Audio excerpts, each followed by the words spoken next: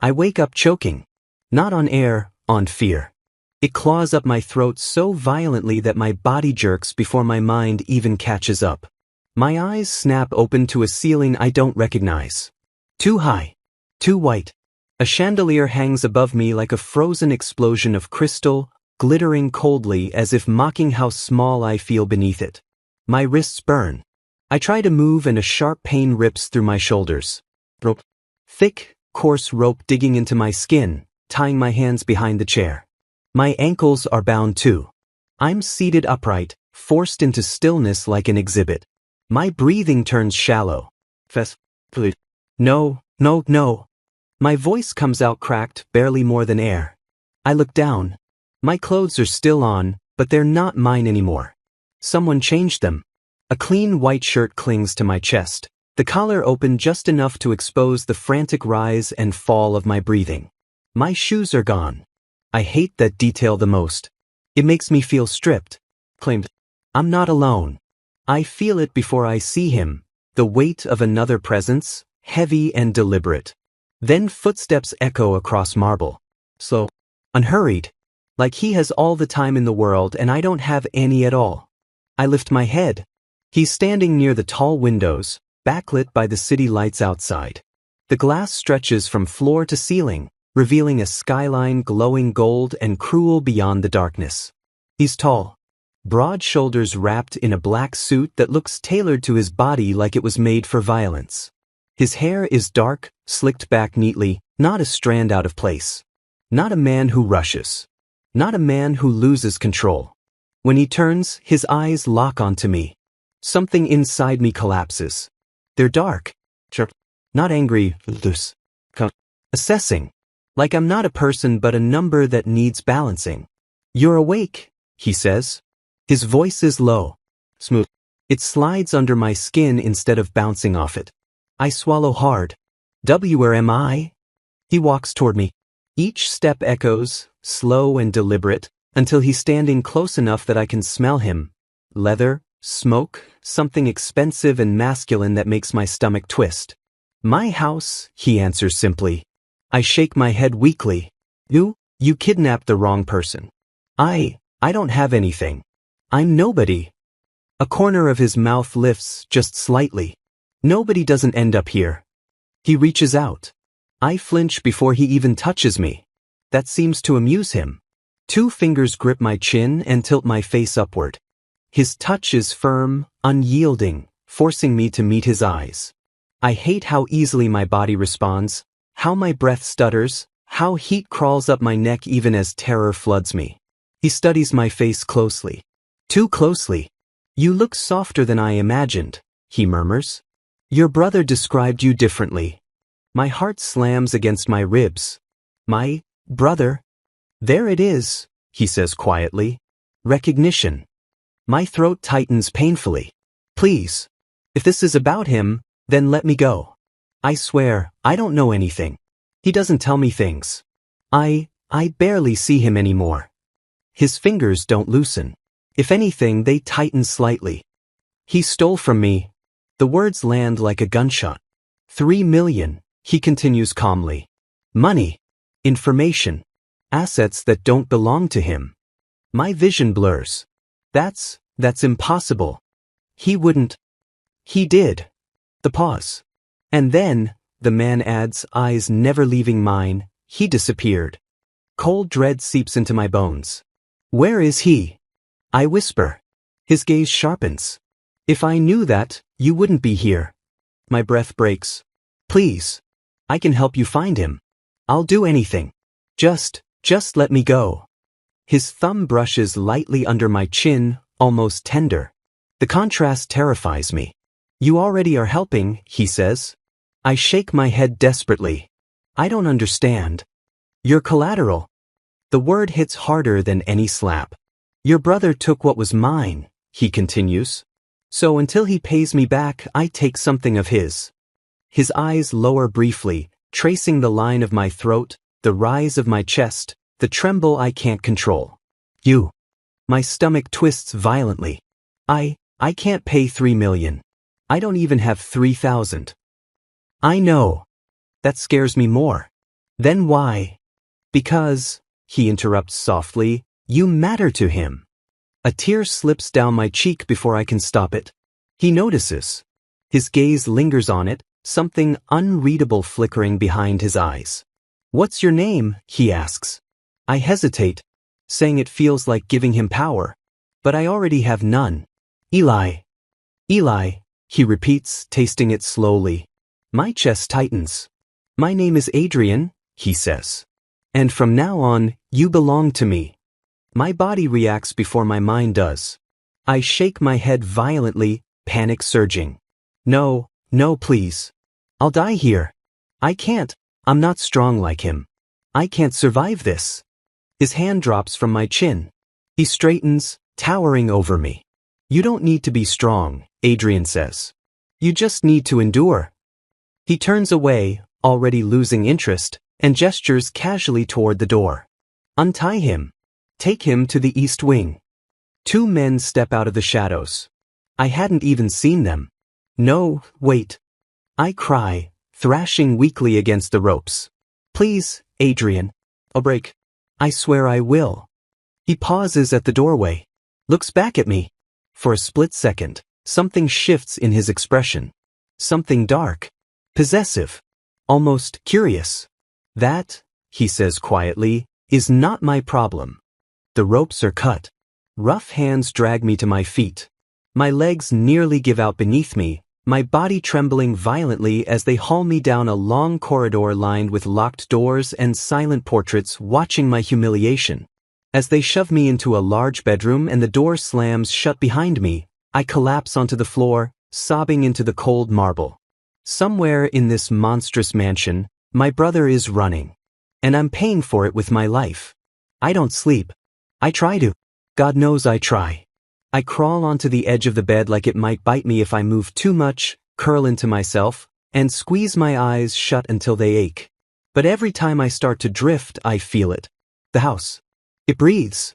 Not literally, but the silence shifts, stretches, tightens, like something alive is paying attention. The kind of attention that waits. I sit up abruptly, chest heaving, fingers digging into the black sheets. They're cold. Everything here is cold. Even the air feels measured, controlled. I swing my legs off the bed and immediately regret it. My knees wobble, strength draining out of me like I've been sick for days. I grab the bedpost just to stay upright. Get it together, I whisper to myself. My voice sounds small in here. Wrong. I force myself to stand and stagger toward the bathroom. It's attached to the room, massive and marble and painfully clean. I barely recognize the reflection staring back at me in the mirror. My face is pale. Eyes red, glassy. My lower lip trembles even when I try to stop it. The collar of the white shirt hangs loose on my shoulders, making me look smaller than I already am. Breakable. I grip the sink hard. This isn't real, I tell my reflection. This is just a nightmare. He'll realize this is a mistake. He has to. But even as I say it, Adrian's voice echoes in my head. You belong to me. My stomach twists violently. I lean forward, gagging, but nothing comes up. I haven't eaten. I don't even know when the last time was. A knock sounds on the bedroom door. I flinch so hard I hit my elbow against the counter. Eli. His voice carries through the door, calm, unraised, impossible to ignore. I shake my head instinctively, backing away. I can't. Please. I didn't do anything. Open the door. My throat tightens. It's locked. The pause. Then the lock clicks. The door opens. Adrian steps inside like he owns the air. Like the room rearranges itself to make space for him.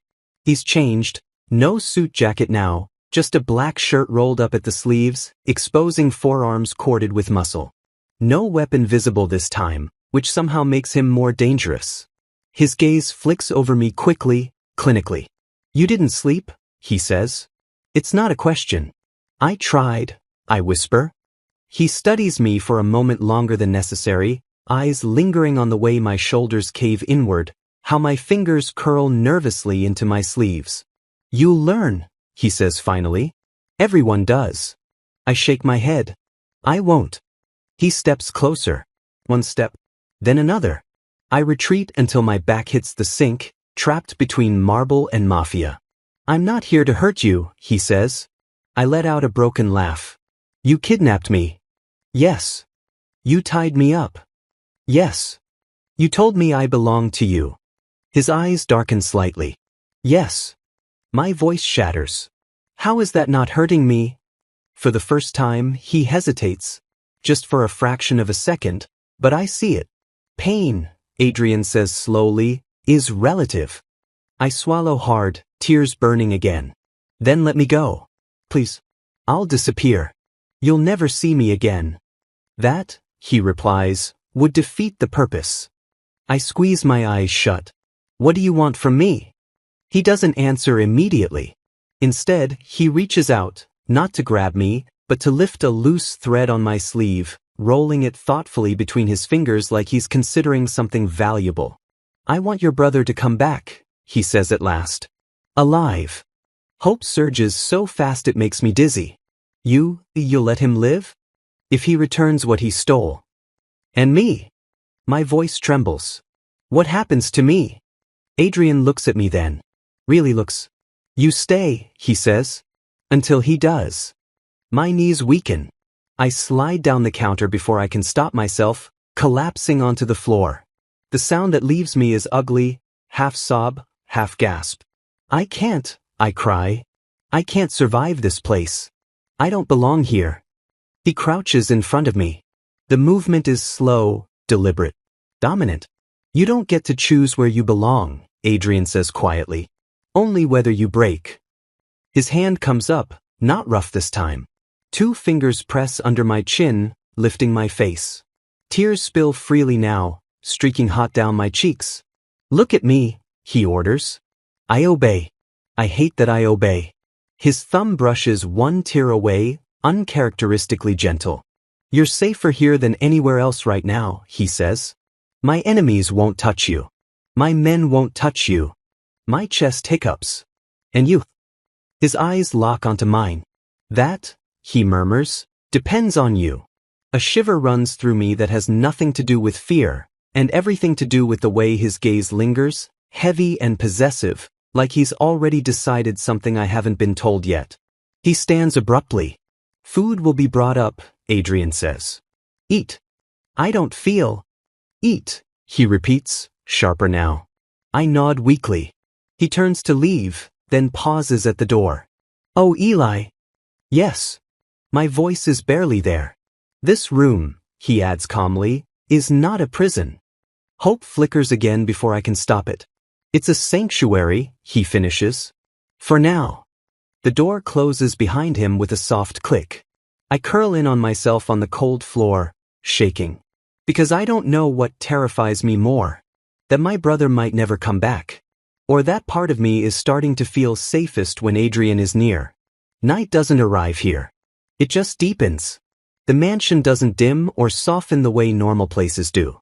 The lights remain steady, white and unforgiving, casting clean shadows that leave nowhere to hide. I don't know what time it is. I don't know how long Adrian has been gone. I only know that my body feels like it's been stretched too thin, nerves pulled tight until even breathing hurts. I don't touch the bed.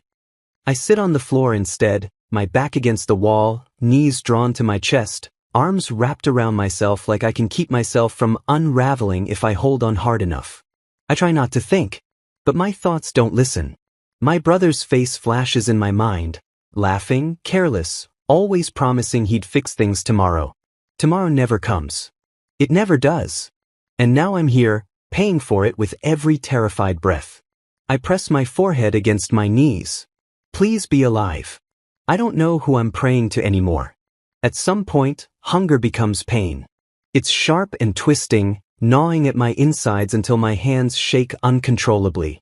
I hate that my body betrays me so easily.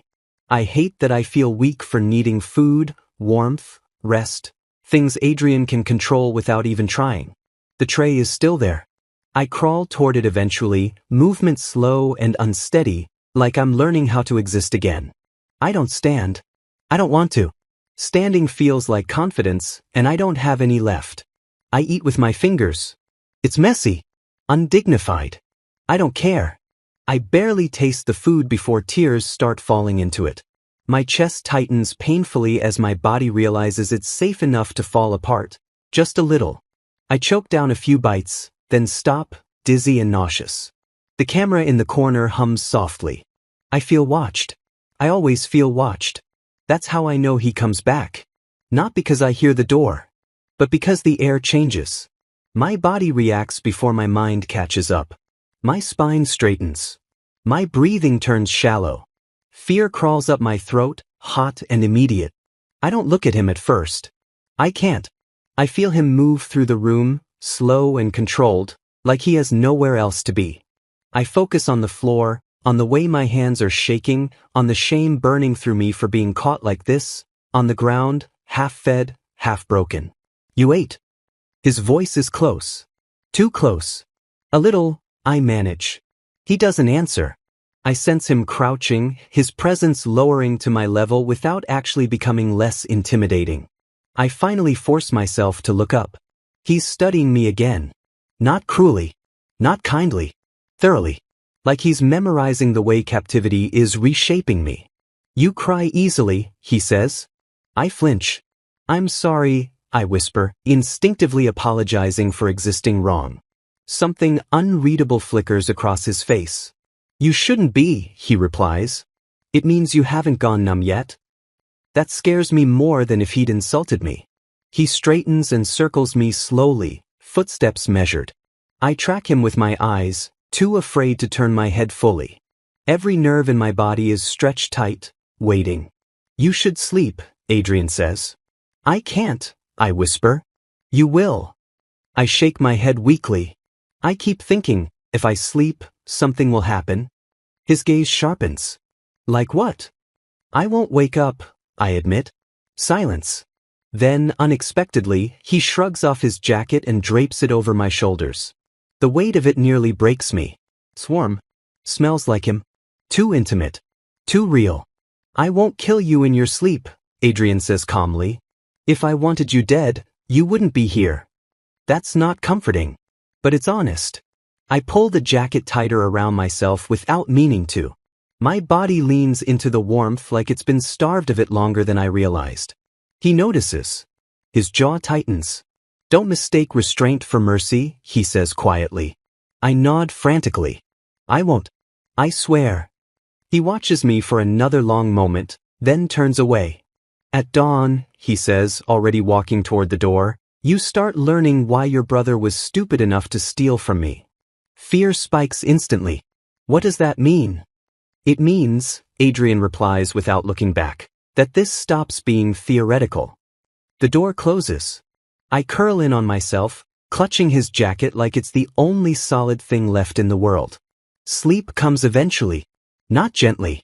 It drags me under kicking and screaming, filled with dreams of locked doors, gunshots, and Adrian's voice saying my name like it belongs to him. When I wake up, my face is wet with tears. And morning is already waiting. Morning doesn't knock. It crashes. Not with noise, but with presence. The mansion shifts around me, the silence tightening until it feels deliberate. I wake tangled in Adrian's jacket on the floor, my body stiff, my head pounding, my mouth dry. For half a second I forget where I am, and then memory slams back in so hard my chest aches. I scramble upright. The door is open. It wasn't when I fell asleep. Panic spikes instantly. I rush to it, heart hammering, peering into the hallway. Two men stand outside. Big, unmoving. They don't look at me like a person. They look at me like an object with instructions attached. One of them inclines his head. You're coming. My knees weaken. Where? My voice comes out hoarse. He doesn't answer. I don't argue. I can't. I follow because my body knows resistance here would be stupid, painful, useless. The hallway feels longer than yesterday, colder. The portraits watch me pass like they know exactly what I am. Collateral. We descend. The mansion opens up as we go lower, less polished, more functional. Marble gives way to concrete. Art to steel doors. The air smells different down here. But metal. Something sharp and permanent. I'm led into a room that makes my breath stop. It's not a torture room like my imagination supplied in the night. It's worse. It's a meeting room. Long table. Screens. Armed men seated casually like this is just another workday. Adrian stands at the head. He looks immaculate. Controlled. Like sleep never touched him. He doesn't acknowledge me at first. He's speaking, low, precise, deadly efficient. Numbers. Locations. I don't understand most of it, and I think that's the point. Then he turns. Sit. I hesitate only long enough to remind myself I'm weak and alive because he allows it. I sit where he indicates, at his right hand. Possession. Placement. Message. The men notice. I feel it. Their eyes flick to me, assessing. Curious. Some amused. None kind. This, Adrian says calmly, resting his hand on the table near me, is Eli. No explanation. No justification. Just fact. He stays. That's all it takes. No one questions it. The meeting continues. I try not to shake. Try not to show how badly I want to disappear. I keep my eyes down, my hands folded tight in my lap, nails digging into my palms to ground myself. Then the screen turns on. And everything inside me goes cold. It's footage. A warehouse.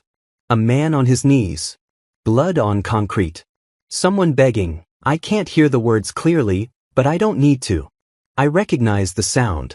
I've made it myself in nightmares. My stomach lurches violently. Adrian watches me this time. Your brother did business with men like this? He says quietly, close enough that only I hear.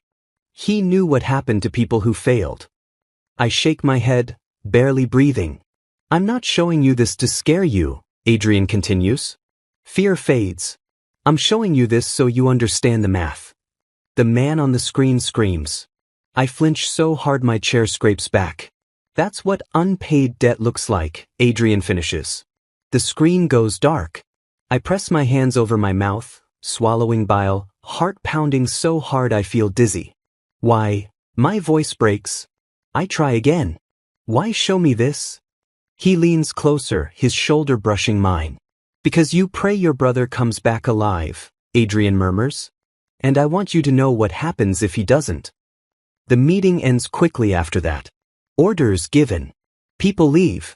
The room empties until it's just us. I don't realize I'm shaking until Adrian grips my wrist. Breathe, he says. I gasp, dragging in air like I've been underwater too long. You didn't faint, he observes. Good. I stare at him, tears blurring my vision. You're a monster.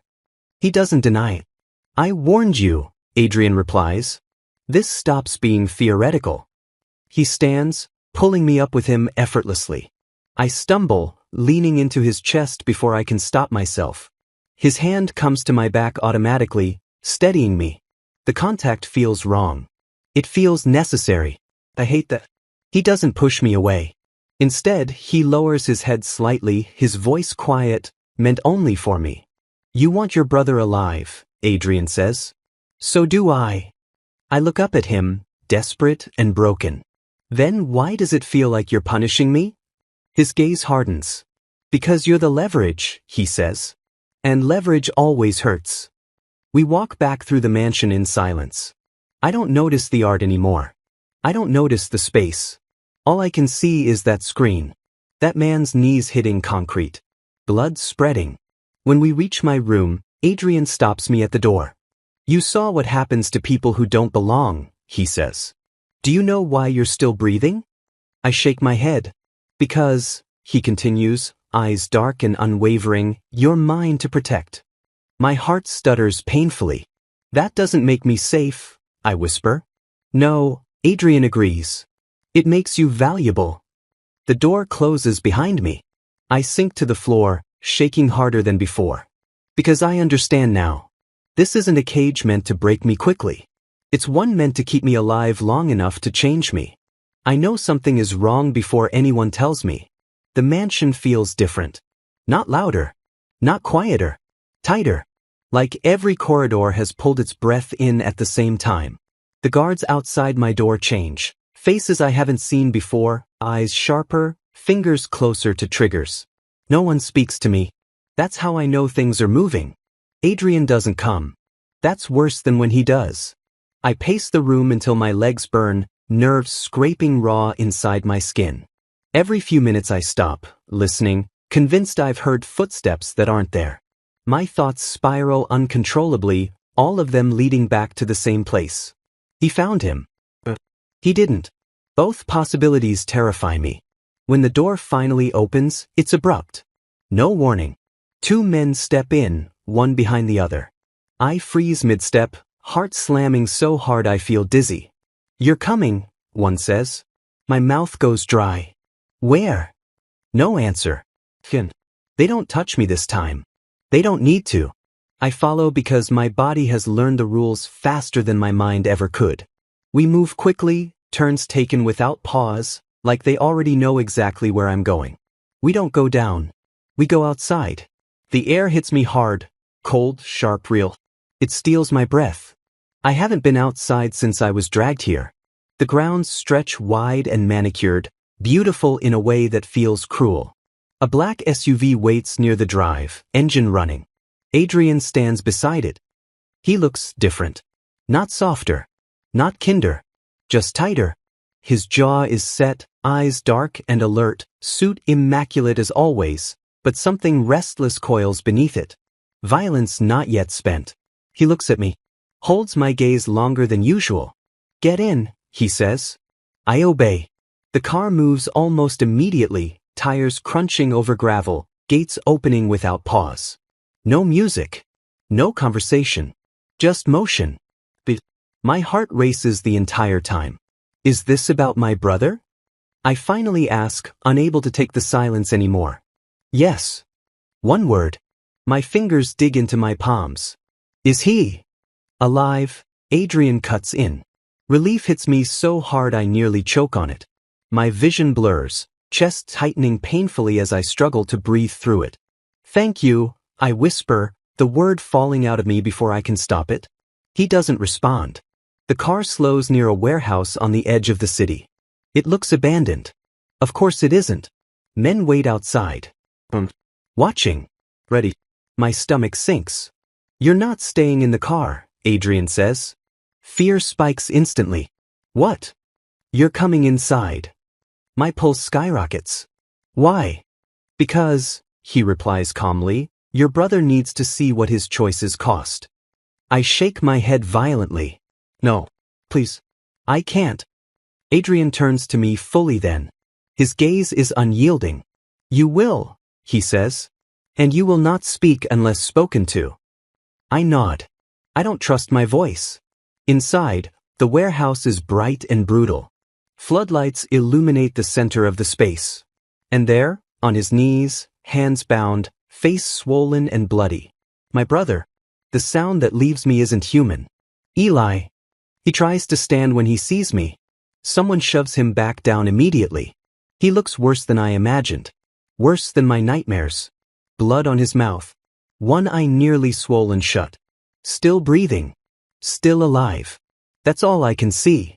"What did you do?" I whisper, my body trembling violently. His gaze flicks to Adrian, then back to me. Shame floods his face. "I didn't think he'd take you," he chokes. "I swear I didn't." Adrian steps forward. "You knew," he says calmly. "You always know. You just never care." My brother drops his head. "I'll pay you back," he says hoarsely. "I have the money. I was just buying time." "Time," Adrian repeats softly, "is what you ran out of."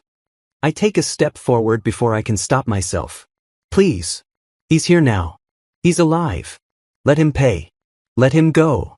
Adrian looks at me. Really looks. "This is why I brought you," he says quietly.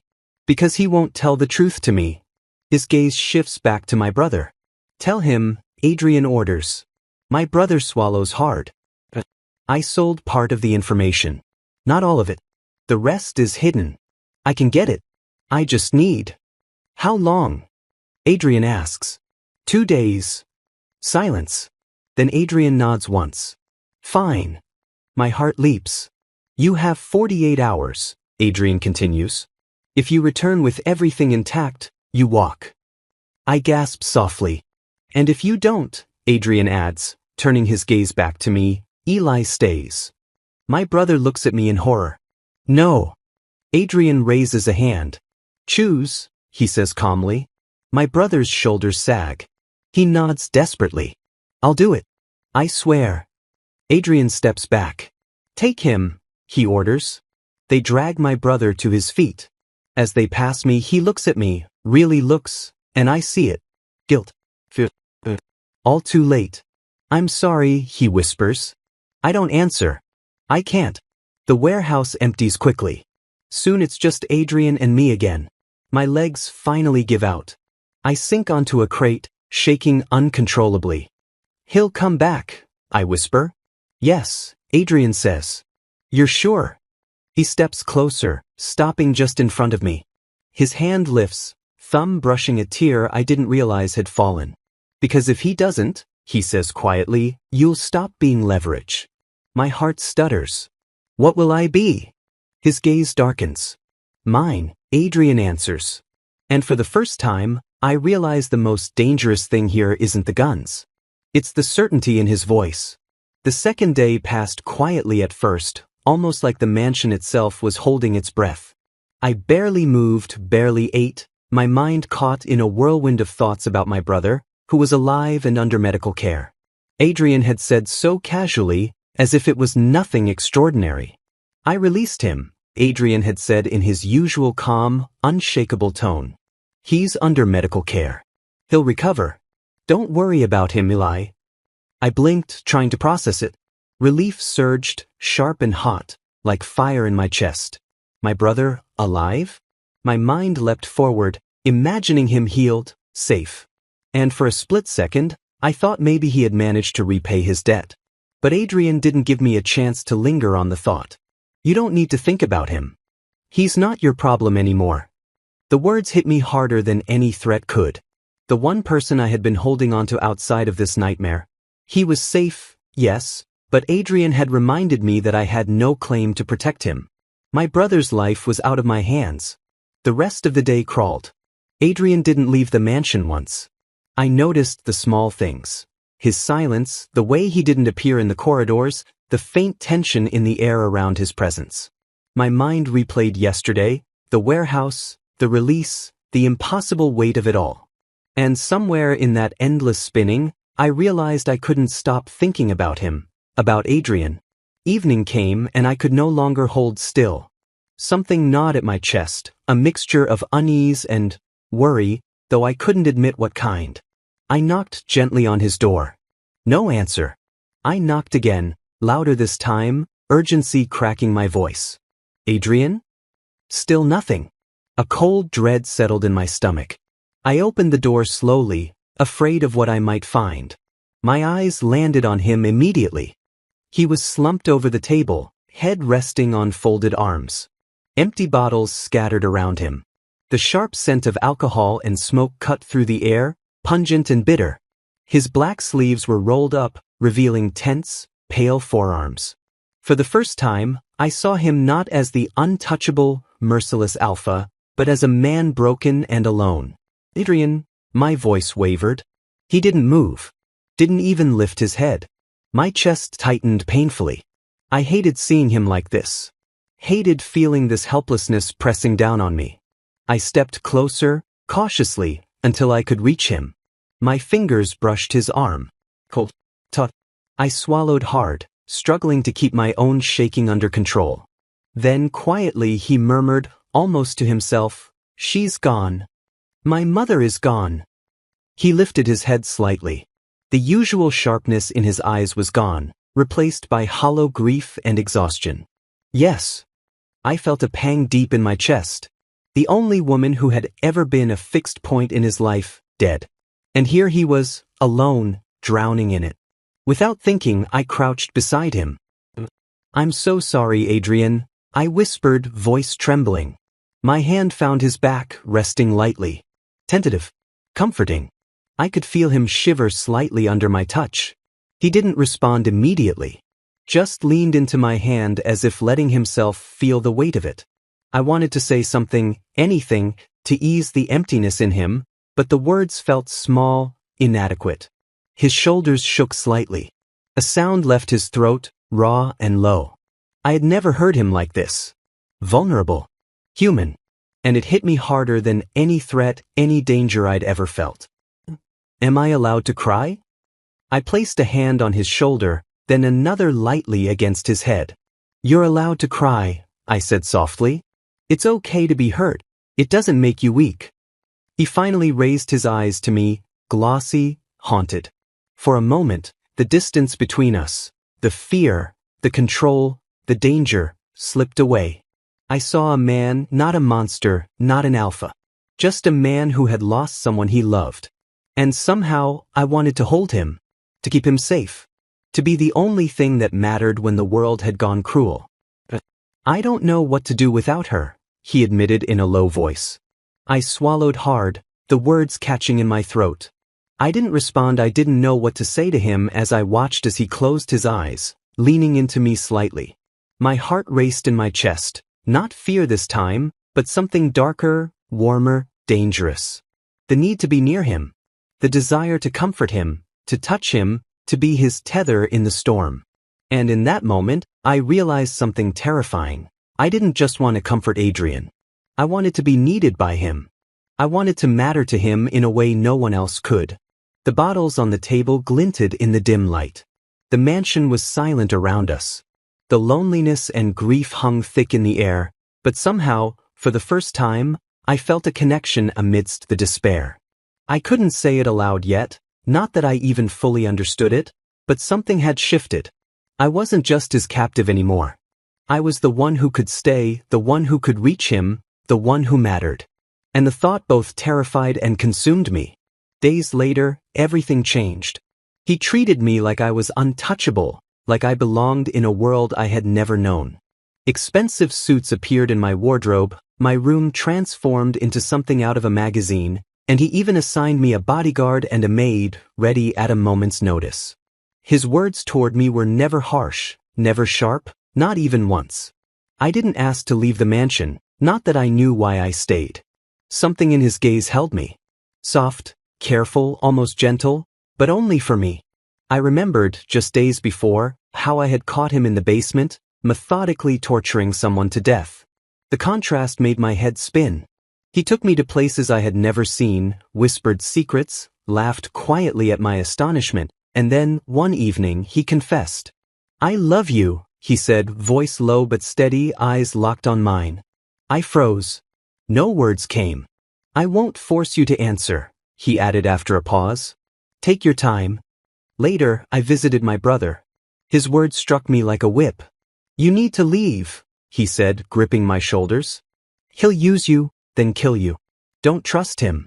He has two sides. Come with me, let's get out of this city now. I couldn't stop thinking about my brother's warning as I walked toward home, my mind spinning with fear and doubt. And then I saw him, standing at the front door of the parlor, eyes fixed on me. My chest tightened. You can leave if you want, he said quietly, his voice soft but steady. I don't want to be a burden to someone I love. Something inside me shifted. My resolve crumbled, and before I knew it, I was rushing into his arms, pressing myself against him. I didn't know what had pushed me, fear, desire, or maybe love. My heart thudded wildly, my thoughts a tangled mess, but not once did I regret the choice I made. As for my brother, he had left the city without me. His parting words lingered in my mind. If Adrian ever hurt me, I was to call him immediately. I didn't know what the future held, but for the first time in a long while, I felt certain. I had followed my heart, and somehow, I trusted it wouldn't fail me. Or did I make a wrong choice?